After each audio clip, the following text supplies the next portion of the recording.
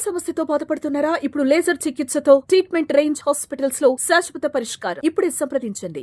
వాస్తవంగా ఈ రోజు నేను మీ ముందల నుంచుని ఇట్లా మాట్లాడగలుగుతున్నానంటే దానికి కారణం ఉగ్ర నరసింహారెడ్డి గారు. ఒక ఉగ్ర నరసింహుడుగా గత 10 రోజులుగా ఇక్కడ పనిచేశారు. నన్ను కోరారు కొంచెం ఒక 10 రోజుల తర్వాత ప్లాంట్ శంకుస్థాపన పెట్టుకుందామని. నేను ఒప్పుకోలేదు. మీరు రెడీగా ఉన్నా లేకపోయినా ఏప్రిల్ 2వ తారీఖు నేను వస్తున్నా కనిగిరి నియోజకవర్గానికని ఉగ్ర నరసింహారెడ్డి గారు నేను చెప్పా. 10 రోజుల్లోనే బాగా నల్లగా అయిపోయాడు ఆయన. రంగు 4 షేడ్లు తగ్గింది. ఎవరి కోసం ఆయన కష్టపడ్డారు? కనిగిరి ప్రజల కోసం.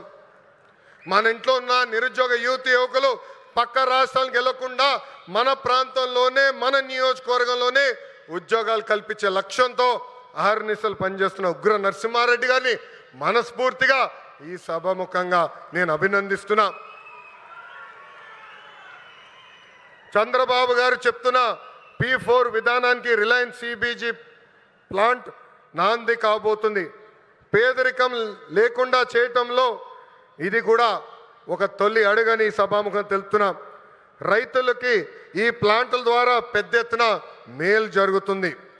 నేపియర్ గడ్డితో ఈ గ్యాస్ తయారు చేయబోతున్నారు. ప్రభుత్వ భూమికి 15,000 రూపాయలు, రైతుల భూమికి 30,000 రూపాయలు కౌలు కూడా రిలయన్స్ ఇండస్ట్రీ ఇవ్వబోతుంది. రైతులు గడ్డి పెంచిస్తే టన్నుకి ఇంత అని కూడా వాళ్ళు డబ్బులు ఇవ్వబోతున్నారు. ఈ ప్లాంట్ ద్వారా 1,10,000 మెట్రిక్ టన్నులు ఆర్గానిక్ ఎరువు కూడా తయారవబోతుందని ఈ సభాముఖ ప్రజలు తెలుపుతున్నాం. ఇంకా ఈ ప్లాంట్ ద్వారా గ్రామీణ యువతకి పెద్ద ఎత్తున ఉద్యోగాలు కూడా కల్పిస్తాం. ప్రకాశం జిల్లాలోకి ఎప్పుడు వచ్చినా నాకు నా పాదయాత్ర గుర్తొస్తుంది. ఈరోజు నేను నడుచుకుంటూ వస్తున్నప్పుడు అందరినీ కలిసా. గట్టిగా నా చేయి లాగారు. నాకు యువగలం పాదయాత్ర గుర్తొచ్చింది. మీరు చూపించిన ప్రేమ ఇంకా నా చేతి పైన ఉంది. అందరు నా చేతులు గీరారు. ఒకరు నా చేయి కూడా కొరికారు. మీరు నా పైన చూపించిన ప్రేమ, అభిమానం నా జీవితంలో ఎప్పుడు మర్చిపోనని ఈ సభాముఖంగా ప్రకాశం జిల్లా ప్రజలందరికీ నేను తెలుపుకుంటున్నా. ఉగ్ర నరసింహుడు నన్ను వదిలిపెట్టాడు కదబ్బా. కొన్ని కోరికలు కోరారు. మొదటిది రైల్వే ప్రాజెక్ట్. గౌరవ చీఫ్ సెక్రటరీ గారు నాకు ఇప్పుడే చెప్పారు, ఏప్రిల్లో అవసరమైన నిధులు మేము విడుదల చేస్తాం. ఆగస్టులో గౌరవ ముఖ్యమంత్రి గారిని తీసుకొచ్చి ఆ రైల్వే ప్రాజెక్ట్కి మనం ప్రారంభిద్దామని తెలుపుతున్నా. వెలగొండ ప్రాజెక్టు కూటమి ప్రభుత్వానికి ఒక ప్రయారిటీ. ఆగిన పనులు తిరిగి ప్రారంభిస్తాం.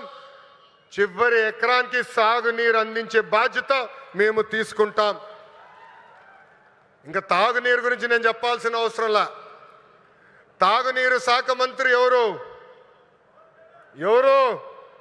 నాకు అన్న సమానమైన పవన్ అన్న. పవన్ అన్న ఏమనుకున్నా సాధించే వ్యక్తి. ప్రతి కేబినెట్ మీటింగ్లో మేము చర్చిస్తాం. తాగునీరు ఒక ప్రయారిటీ అని ఆయన ప్రతి కేబినెట్ మీటింగ్లో చెప్పారు. గత ప్రభుత్వం నాశరికమైన పనులు చేసింది. ప్రాజెక్ట్ని పక్కన పెట్టేసింది. తిరిగి కేంద్ర ప్రభుత్వాన్ని ఒప్పించి నిధులు కేటాయించి ఈరోజు ఆ ప్రాజెక్ట్కి టెండర్ స్థాయికి తీసుకొచ్చారు. నా అన్న పవన్ అన్న త్వరలోనే ఆగిపోయిన పనులని ప్రారంభిస్తాం.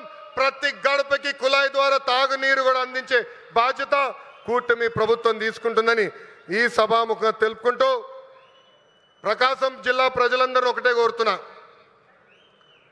వైకాపోల్ పరిస్థితి చూస్తుంటే జాలేస్తుంది. వాళ్ళు పని చేయరు.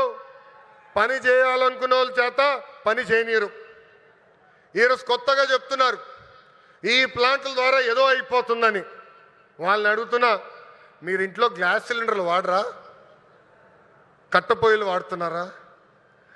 ఆ గ్యాస్ తయారు చేసే ప్లాంట్ ఇది. ఎందుకు మీరు అపోహలు కల్పిస్తారు? రండి, ప్లాంట్ చూడండి, వెళ్ళి మీ నాయకుడు చెప్పండి. అంతేగాని ప్లాంట్కి అడ్డుపడ్డద్దు, పడితే ఎర్ర బుక్లో మీ పేరు ఉంటుందని ఈ సభాముఖంగా వైకాపా నాయకులు నేను హెచ్చరిస్తున్నా. మంచి పని చేసాక వచ్చా, దమ్ము ధైర్యంతో ఈరోజు నిలబడి చెప్పగలుగుతున్నా.